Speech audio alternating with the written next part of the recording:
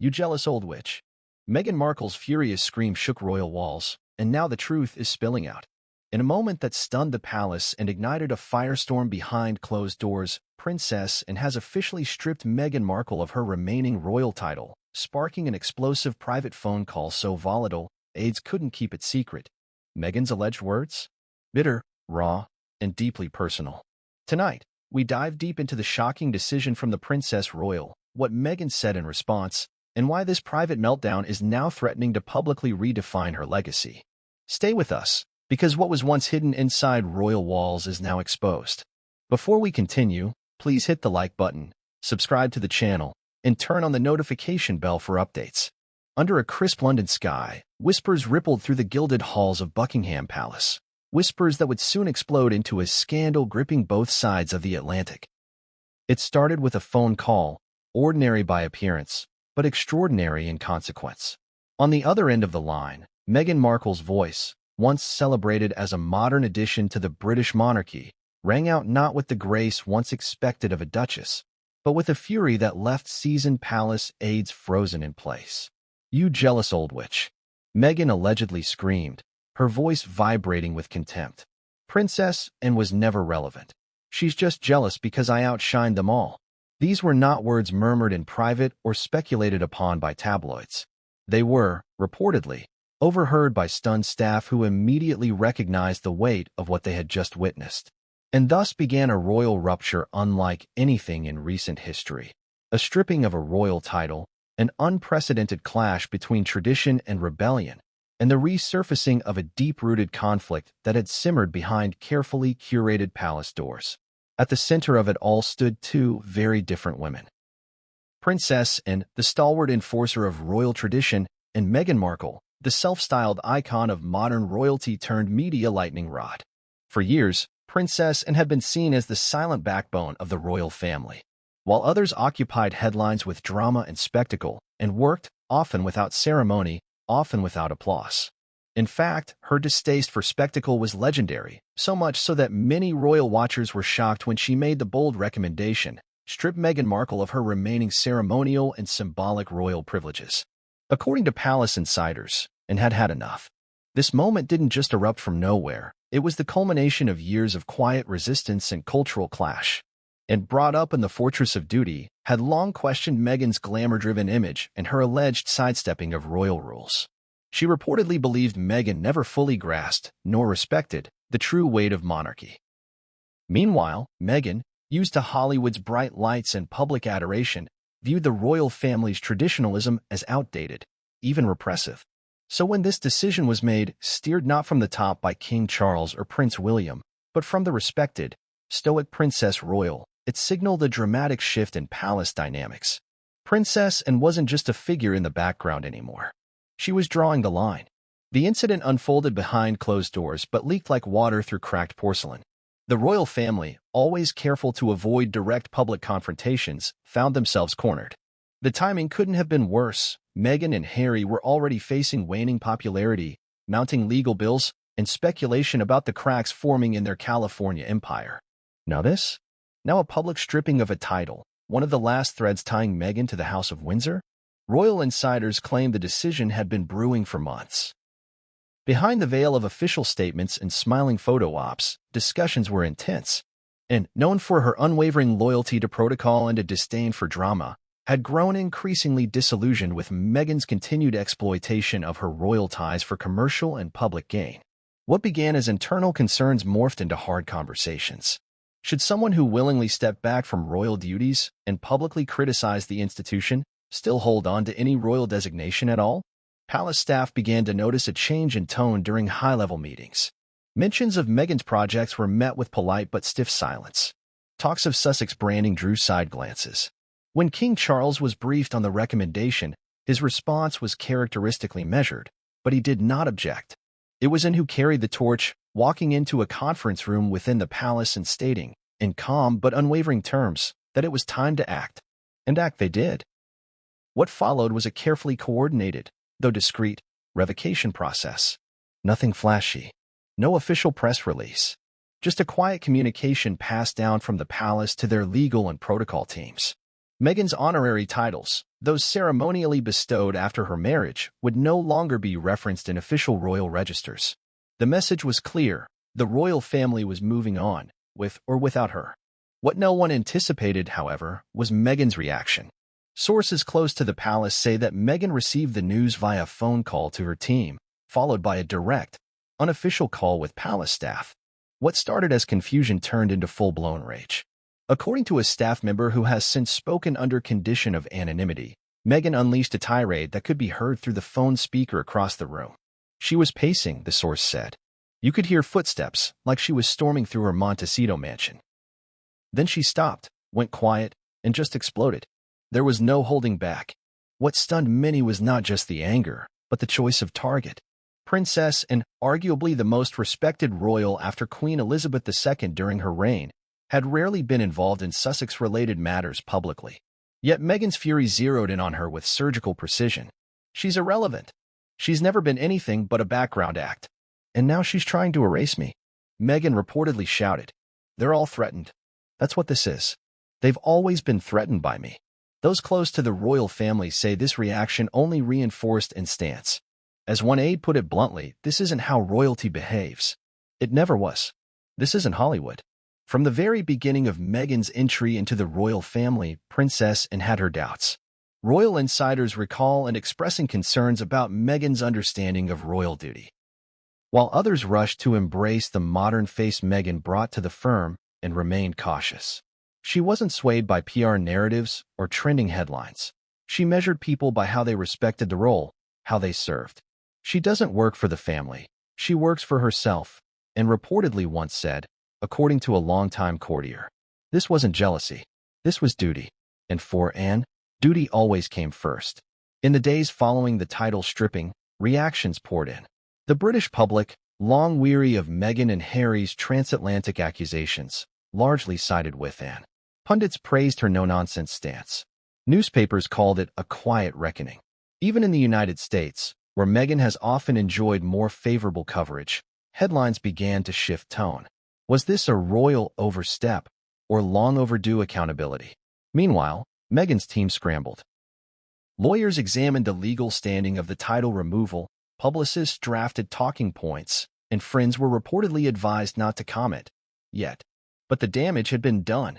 The illusion of a still lingering royal bond was shattered. Meghan, once welcomed into the monarchy with global fanfare, had now been formally, if quietly, cast out by one of its most senior members. And Princess Anne? She hasn't said a word publicly. She hasn't needed to. Because in the royal family, silence is often louder than any scream. That's the story. One call, one leak, one legacy-defining move.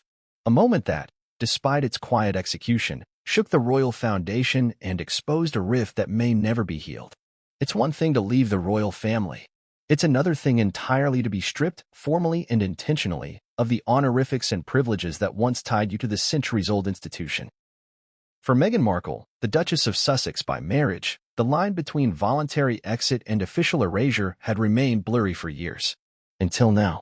The term title stripping evokes images of scandal and disgrace, of monarchy clamping down with vengeance. But in the modern royal system, things rarely happen in dramatic fashion. This was no theatrical announcement from the palace balcony, no explosive press release blasted across global media. Instead, the move was executed through protocol, legal quietness, and internal edicts, yet its impact reverberated louder than many expected. So what exactly was taken from Meghan Markle, and what does it mean? To understand the gravity, one must first parse the complex layers of royal titles. When Meghan married Prince Harry in May 2018, she became the Duchess of Sussex. Along with that duchy came courtesy and ceremonial privileges, though not sovereign power.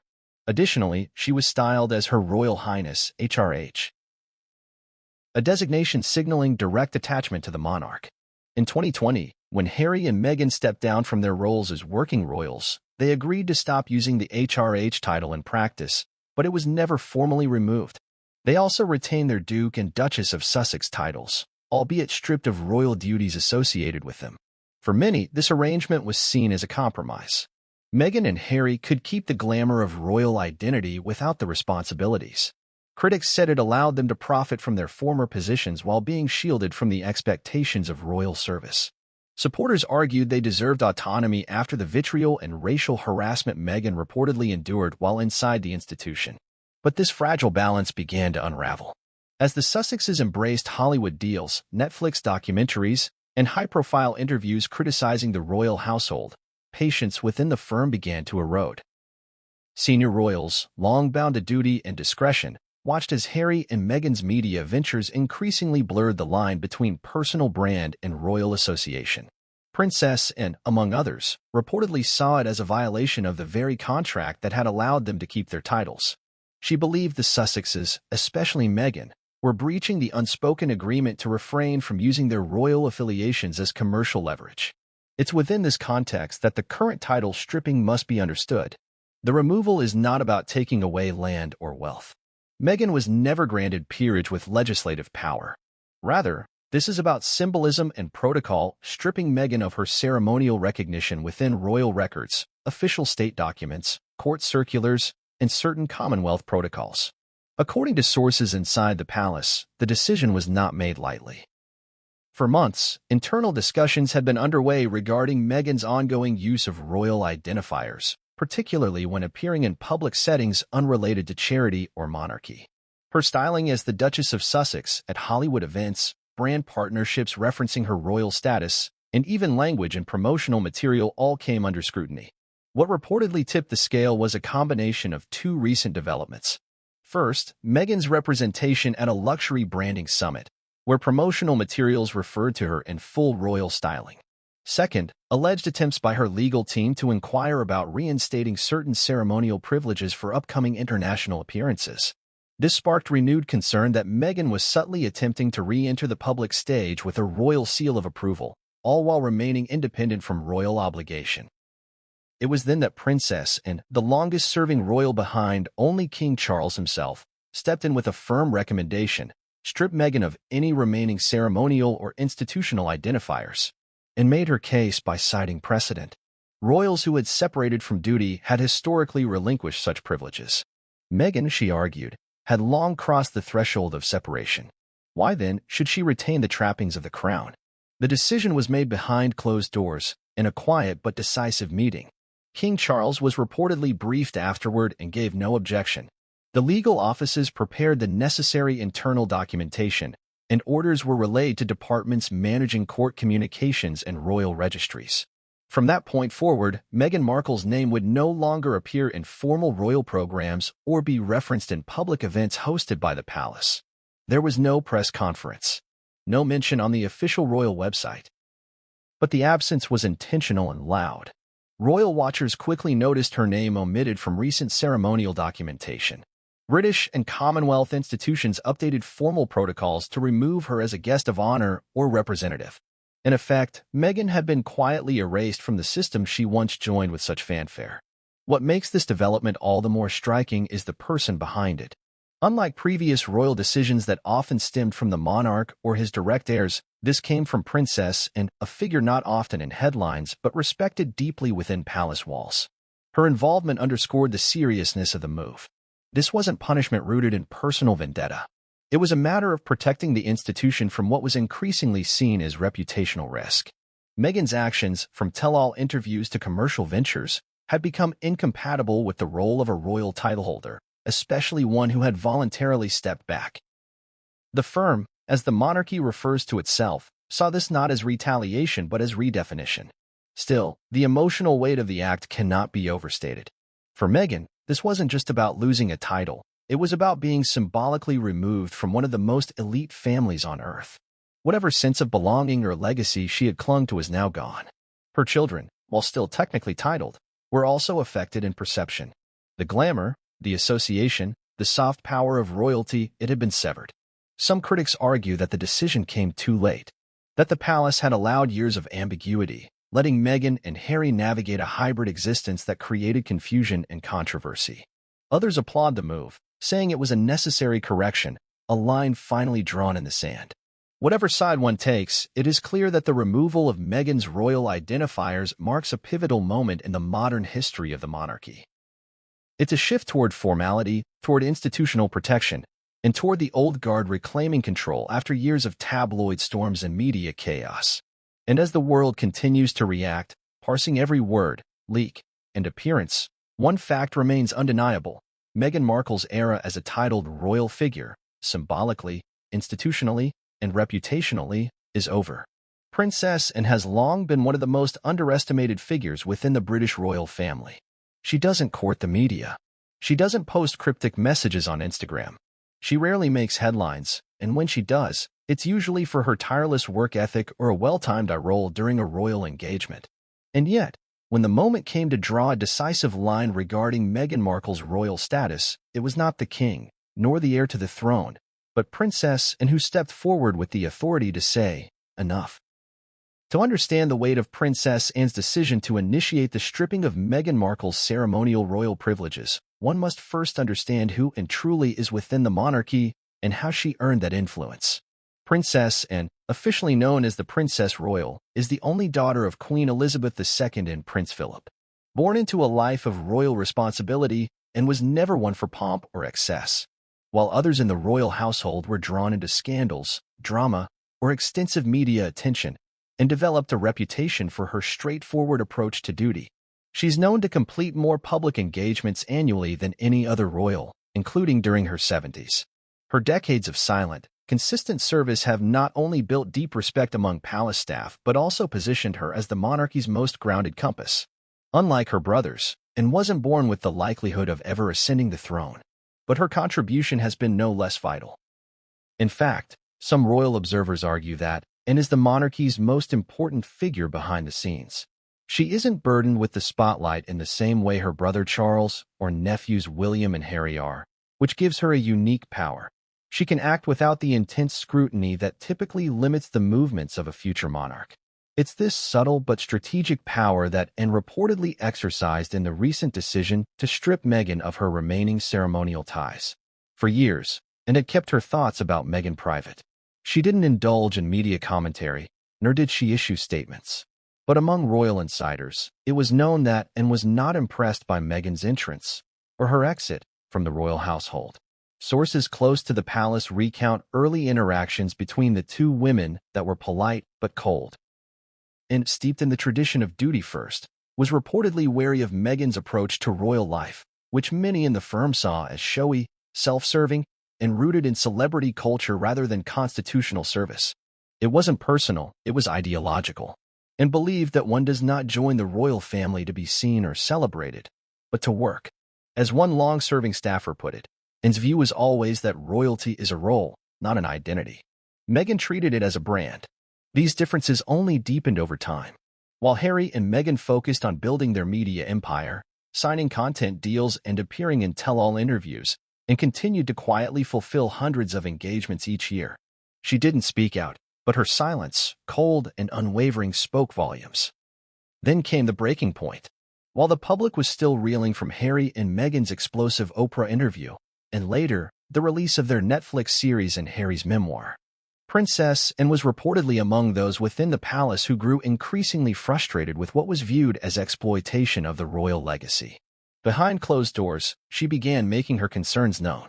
But rather than advocate for public retaliation or dramatic press conferences, Anne worked the only way she knows how, through structure, order, and established channels of influence. Those close to the matter say that Anne meticulously reviewed Meghan's remaining ceremonial privileges, identifying those elements that still tied her to royal structures, things like formal stylings and foreign protocol, precedents during state events, and inclusion in royal listings. While they may seem superficial to the average person, these details carry enormous symbolic weight within royal institutions. When she finally brought a recommendation forward to senior aides and then to King Charles, and did so with prepared documentation, historical precedent, and legal input, this was not a decision made in anger, but a carefully considered institutional correction. What made this moment so significant was the fact that Charles reportedly gave tacit approval but deferred the execution to Anne. That's not how things usually work in the palace. Royal decisions are typically presented from the top down. But in this case, Charles's deference reflected both his trust in and his desire to remain slightly removed from the direct fallout, likely due to his position as a father-in-law to Meghan and grandfather to her children, and, however, felt no such restraint. Her responsibility was not emotional. It was constitutional. She viewed the title stripping not as punishment, but as maintenance of institutional clarity. She believes the monarchy must protect its boundaries, said one constitutional expert familiar with the family's internal hierarchy. 2. When someone leaves the institution, especially in the dramatic and critical way Meghan did, they should not retain the benefits and symbols that accompany it. What makes Anne's role even more fascinating is that she holds no real political power, and yet she commands immense influence.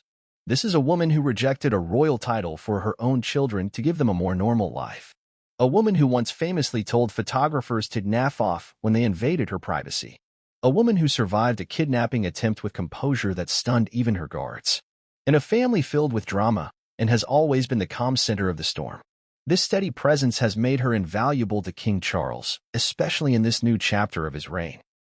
While William is being groomed for the throne and Harry is caught in transatlantic turbulence and has become Charles's most trusted advisor, insiders say that many of Charles's recent decisions regarding streamlining the monarchy have Anne's fingerprints on them.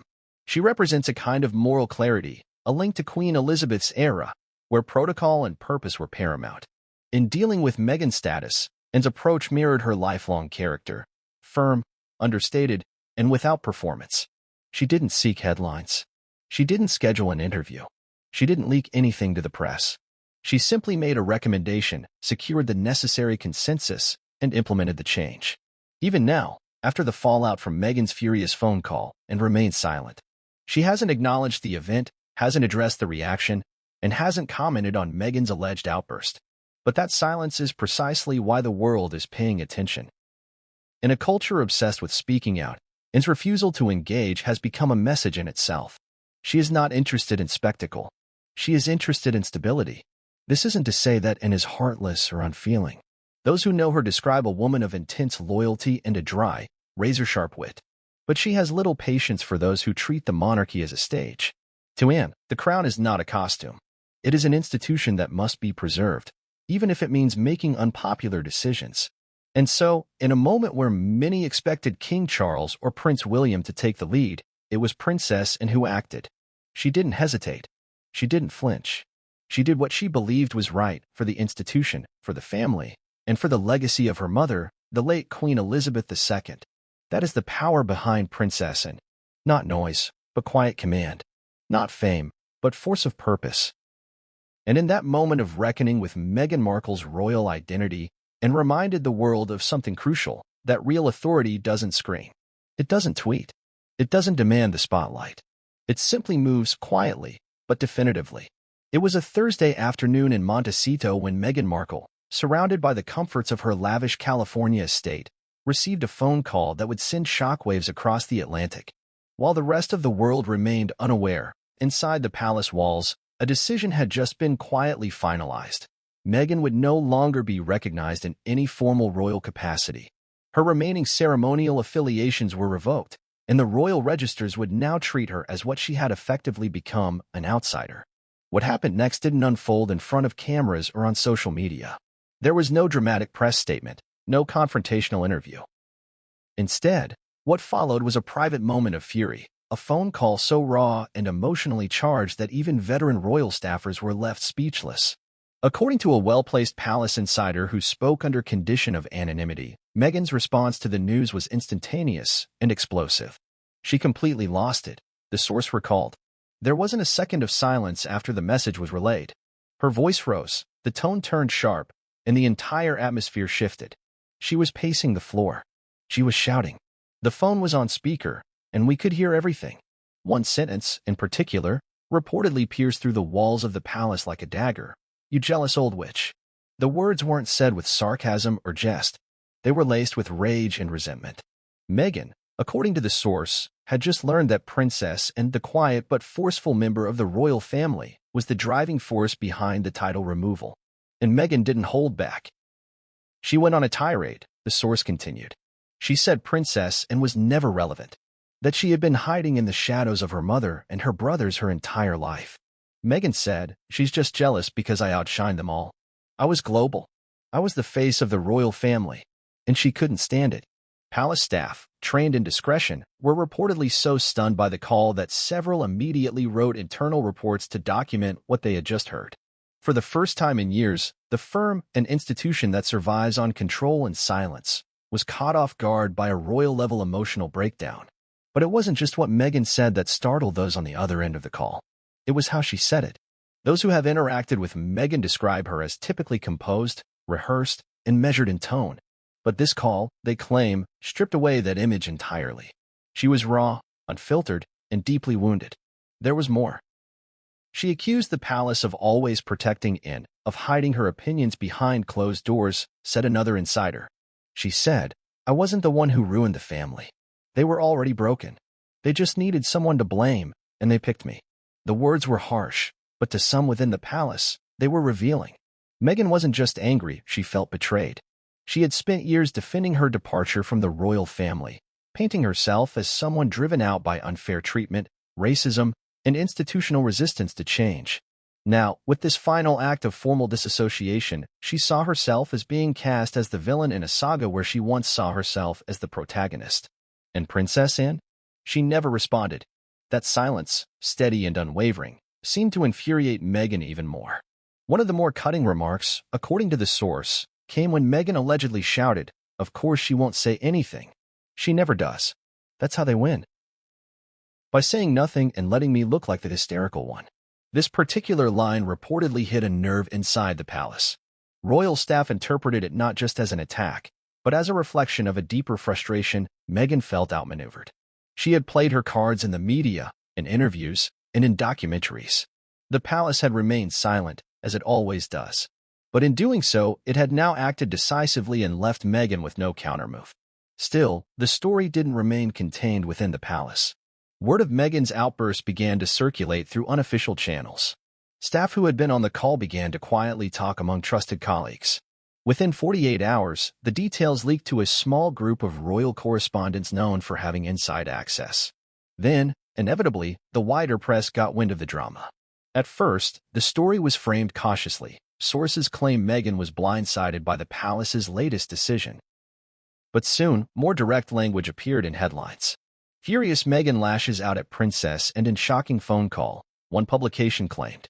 Another tabloid, known for its aggressive royal coverage, ran the headline, "Jealous Old Witch.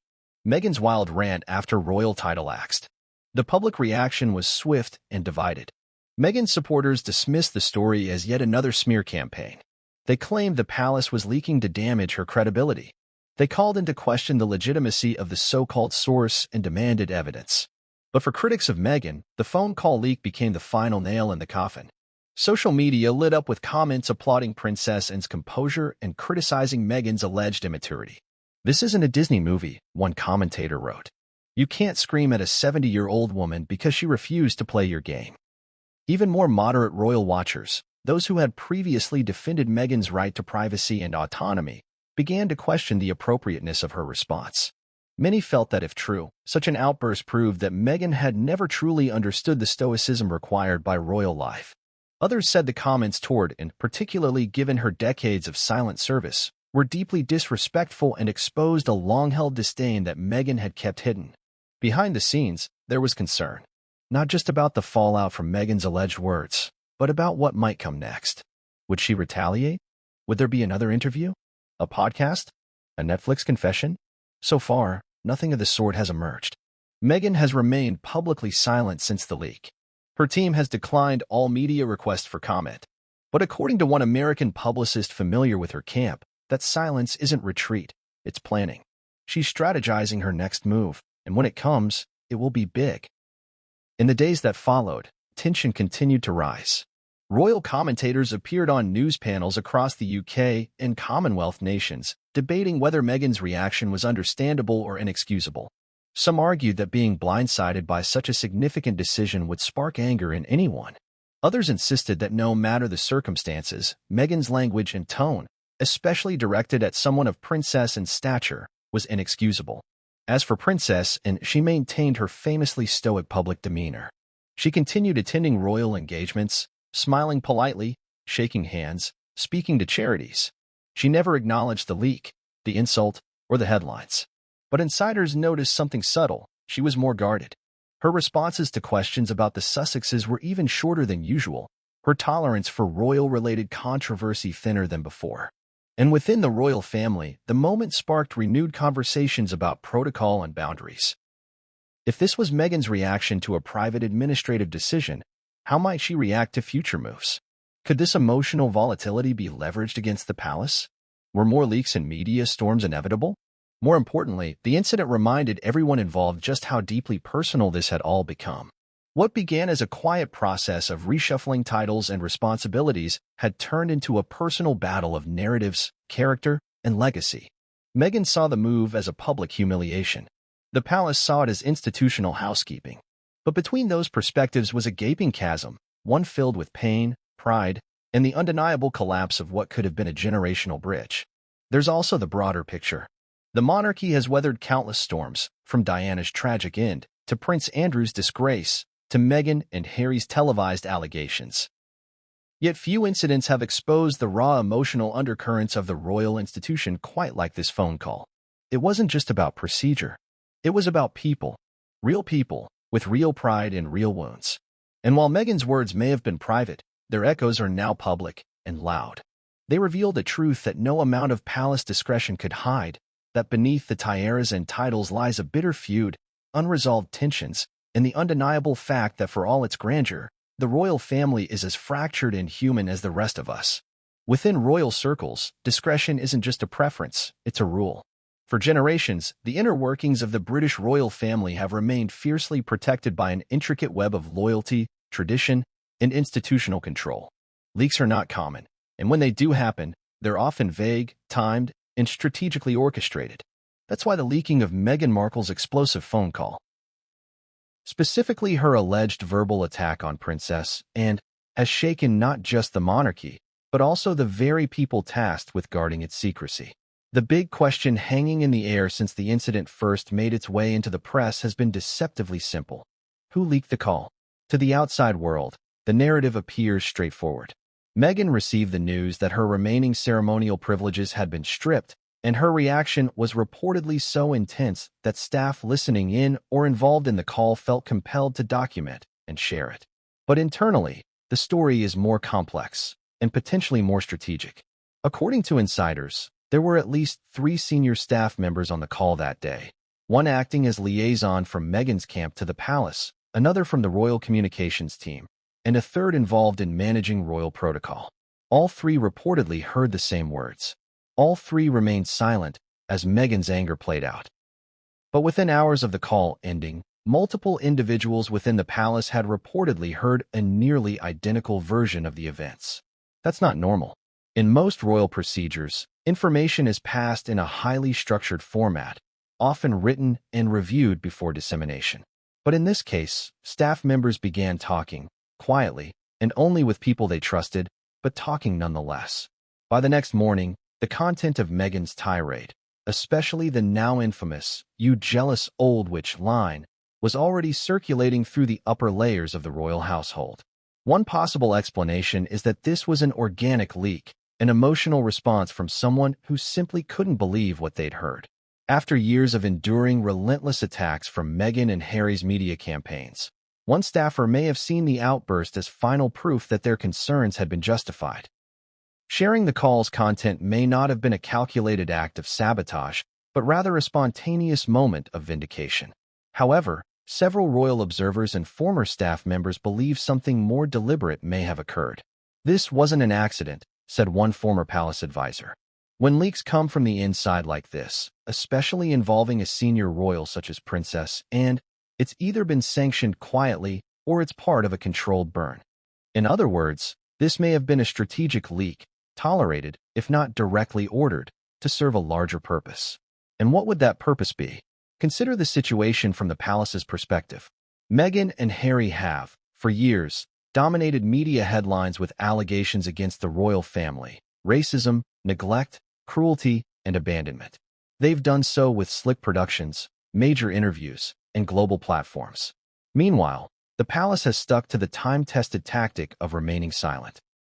But silence, while dignified, doesn't always protect the institution's image. The leak of Meghan's phone call, if indeed it was sanctioned, allowed the palace to regain control of the narrative without having to speak. They didn't need to issue a statement. They didn't need to go on record. The public heard Meghan's words, saw her reported fury, and drew their own conclusions. If the leak was intended to defend Princess, and it worked, public support swung heavily in her favor. Even critics who had once sympathized with Meghan began questioning her tone, her judgment, and her continued attacks on the royal family. But there's another possibility that's even more unsettling, that the leak came from someone on Meghan's side. It may seem counterintuitive. Why would Meghan or someone close to her leak a story that paints her in a negative light? But in the world of celebrity media, control is everything. Sometimes, leaking a story allows a figure to frame the narrative in their own terms or prepare for a counterattack. If Meghan or a member of her team suspected that the palace was preparing to act, they may have preempted the move by leaking the story themselves, aiming to expose what they saw as a betrayal and emotional manipulation. This theory gained traction when American media outlets began running more sympathetic coverage of the incident. Headlines emphasized Meghan's feelings of isolation, the perceived cruelty of Anne's move, and the palace's alleged coldness. The tone was markedly different from the UK press, which largely portrayed Meghan as out of control. Some insiders suggest that Meghan's team may have been testing the waters, gauging public reaction before deciding on the next steps, be it an interview, legal response, or another media push. But whether the leak came from inside the palace or from Montecito, it opened a dangerous new chapter in the ongoing war between the Sussexes and the rest of the royal family. Trust, already fragile, was shattered completely. Departments that once shared updates across households quietly stopped doing so. Communications staff began holding separate briefings, and inter-office correspondence involving the Sussexes became limited to a select few. For the remaining staff still working in royal palaces, the leak was also a wake-up call. It used to be that you could trust the people around you, said one staffer. Now, everyone is looking over their shoulder. If that call was leaked, what else could be next? This atmosphere of paranoia has made working within the royal system more tense than ever. Internal investigations were quietly launched. Staff logs were reviewed. Some aides were questioned informally. But no culprit was found, or if they were, it has not been disclosed. What is clear is that the phone call leak changed everything, not just for Meghan, but for the palace itself. The monarchy, for all its history and grandeur, has entered a new phase, one where leaks, rumors, and media strategy now play as much a role as tradition and protocol. For Princess Anne, the leak may have been uncomfortable, but it also served a purpose. It reinforced her image as the principled enforcer of tradition, a royal who acts not for fame but for duty. She didn't have to say a word. The world now knows what she did and why she did it. As for Meghan, the leak solidified a new image, no longer the poised, controlled figure speaking out against injustice, but a woman lashing out in frustration, reacting rather than leading. And that's the power of a leak. It reframes everything. It shifts alliances. It reshapes legacies. One call, overheard and whispered about in hushed voices, has now become one of the defining moments in the ongoing unraveling of a relationship that was once heralded as the future of the monarchy. When the storm hit across the Atlantic, the walls of Montecito were already buzzing. The elegant, Mediterranean-style mansion that Meghan Markle and Prince Harry call home had, for years, served as a quiet retreat away from the chaos of royal life. But in the wake of the title-stripping decision, and the even more explosive leaked phone call, the tranquility of their Californian sanctuary shattered into fragments. Sources close to the couple described a tense, emotionally charged atmosphere inside the house as the story gained traction. Meghan, still furious from the phone call and now painfully aware that her words had leaked, reportedly went into lockdown mode. Staff were instructed to limit all external communication. Meetings with agents and PR advisors were scheduled with urgency. She knew what was coming: headlines, scrutiny, memes, late-night monologues. And perhaps most damaging, silence from the palace, which she interpreted as quiet triumph. Harry, on the other hand, was caught in a psychological whirlpool. Torn between his lifelong loyalty to the royal institution and his marriage to a woman now symbolically excommunicated from it, he reportedly struggled to manage the fallout on both ends. According to a Montecito family friend, Harry looked like someone trying to hold two tectonic plates together. He's trying to reassure Meghan while also reckoning with the finality of what this all means. Inside their home, a divide began to quietly grow, not necessarily between the couple, but between their approaches. Meghan was angry, fiery, and vocal. Harry was more reflective, subdued, and privately devastated. For him, this wasn't just a matter of politics or palace revenge. It was a deeply personal, painful reminder that the bridge back to his family might be forever burned. He wanted a middle path, a close contact confided. He imagined one day his wife could have reconciled with parts of his past. This confirmed that the palace doesn't see that as a possibility. They've cut her out. And now, in a way, they've cut him further out, too. As news of the incident spread and the media cycle intensified, Meghan allegedly ordered her team to prepare a media defense strategy. She wasn't interested in remaining silent. She reportedly floated the idea of releasing a pre-recorded statement or sitting down for another exclusive interview, possibly with a U.S. outlet seen as sympathetic. Names like Oprah, Gayle King, and Anderson Cooper were said to have been mentioned in the earliest stages of planning. But the internal pushback was immediate. Advisors cautioned against fanning the flames.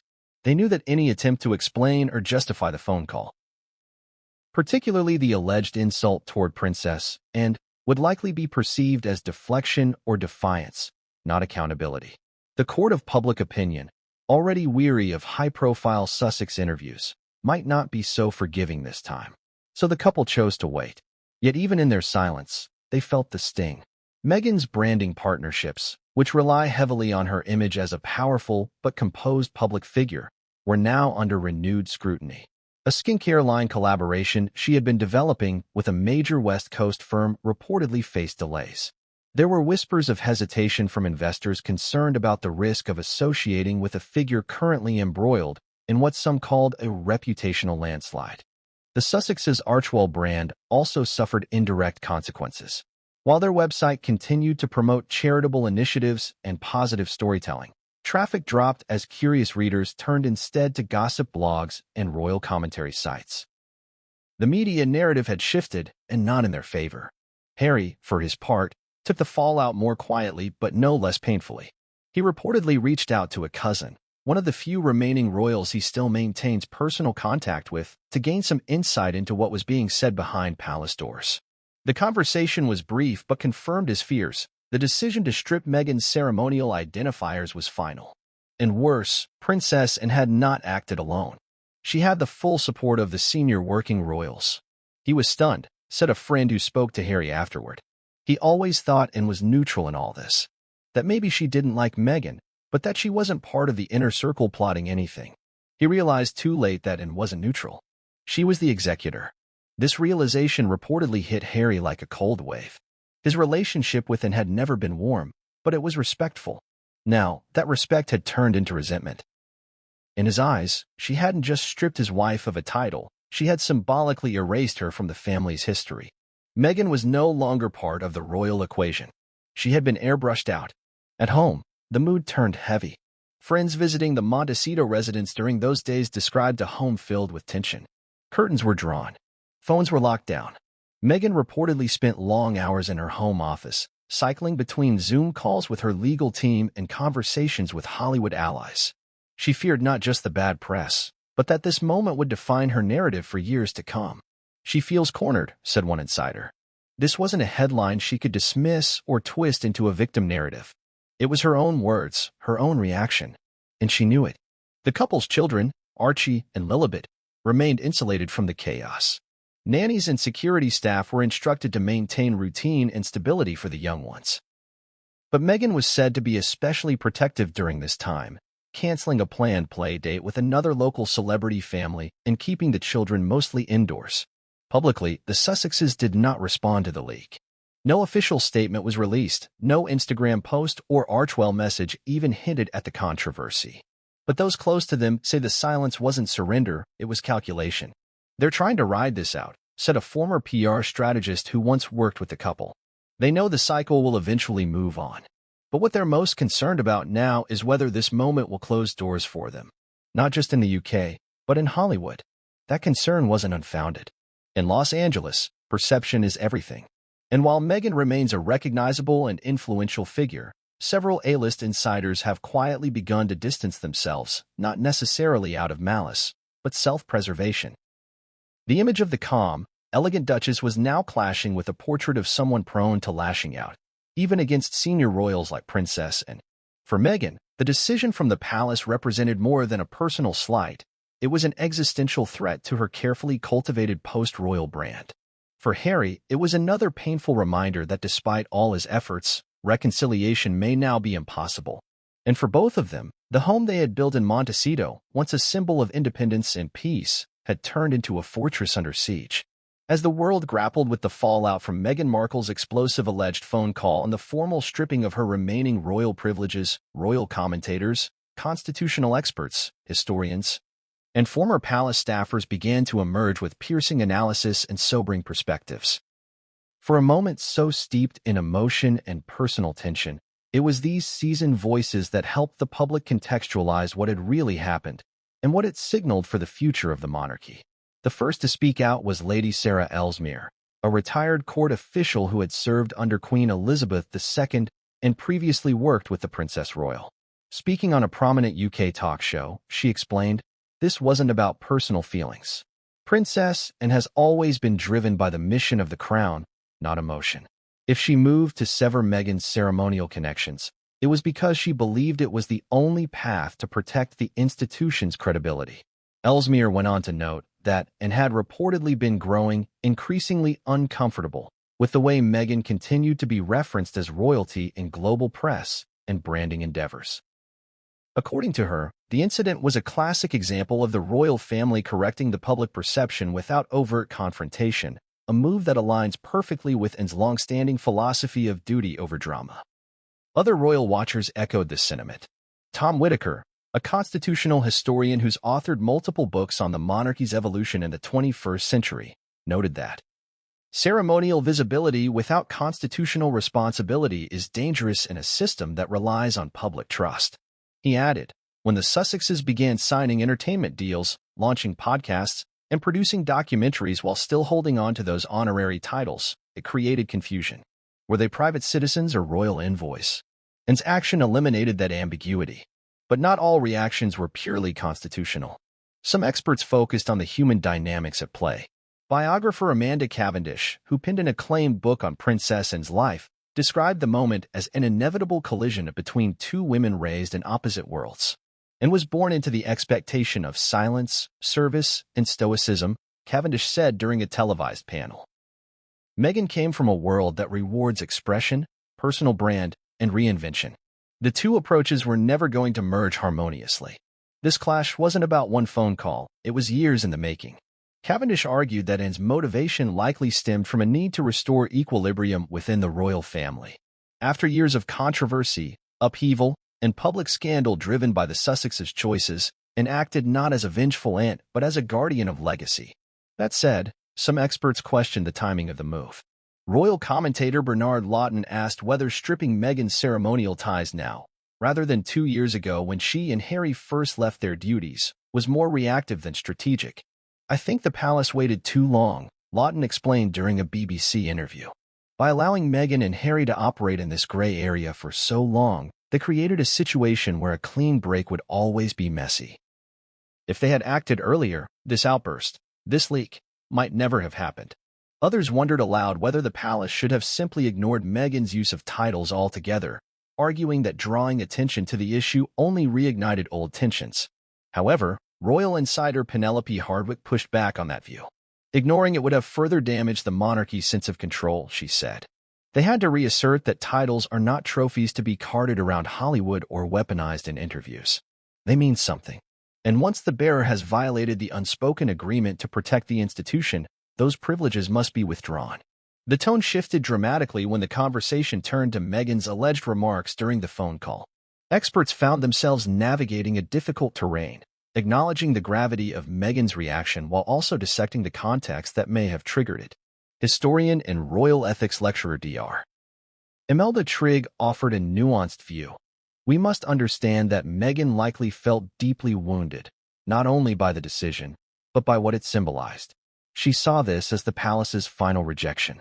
Her emotional response, while inappropriate in tone and content, may reflect years of accumulated frustration. That doesn't excuse the language, but it helps us interpret the intensity."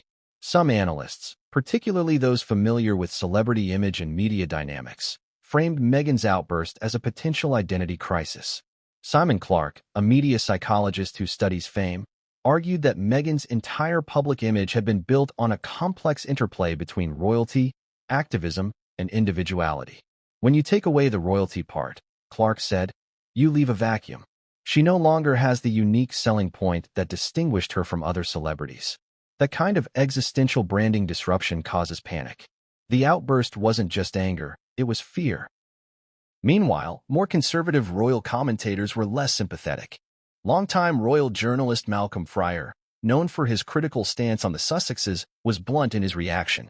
This was Meghan's true face finally slipping. For years, she's manipulated the narrative to portray herself as a victim of an outdated, racist institution. Now we hear what she says in private, when she's not on camera. And it's nasty, disrespectful, and entitled. Fryer's comments sparked backlash among Meghan supporters online, who accused him of bias and unfair targeting. The debate quickly grew toxic, with one side claiming the leak confirmed Meghan's unsuitability for royal life, while the other insisted it was evidence of a calculated smear campaign orchestrated by the palace. Even former palace staffers joined the public discussion. A former communications officer, speaking anonymously, revealed that several people within Kensington and Buckingham Palace had long predicted such an emotional outburst from Meghan.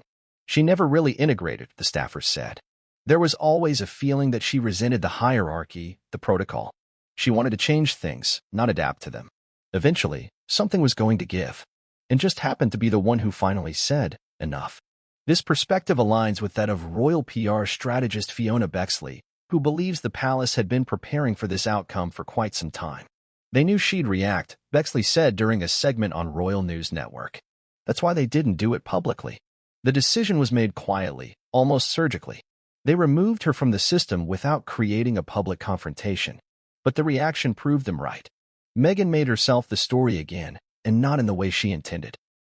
Yet amid the firestorm of opinions, a few voices advocated for restraint and reflection. Sir Robert Dennington, a retired constitutional judge, urged people not to reduce the episode to celebrity gossip. This is a matter of sovereign integrity, he said. The titles we're speaking about are not honorary celebrity awards. They are part of a system that represents 1,000 years of governance. They must be treated with seriousness, and when misused, they must be revoked. That's what happened here. It may be messy, but it was necessary. Perhaps the most insightful analysis came from an unlikely source, Lord Hamish Percival, an aristocrat who served as a royal advisor during Queen Elizabeth II's Silver Jubilee. Now in his 80s, Percival gave an interview to a London broadsheet where he quietly laid out the heart of the matter. This is not a story of Meghan versus, and Percival said. It's a story of two ideologies. One believes in tradition as a stabilizing force. The other sees it as a cage. You can't reconcile the two. So something had to break. Percival's words capture the crux of the situation. What unfolded in the palace, over the phone, and then in the global media wasn't just a scandal. It was a collision between worlds, between duty and expression,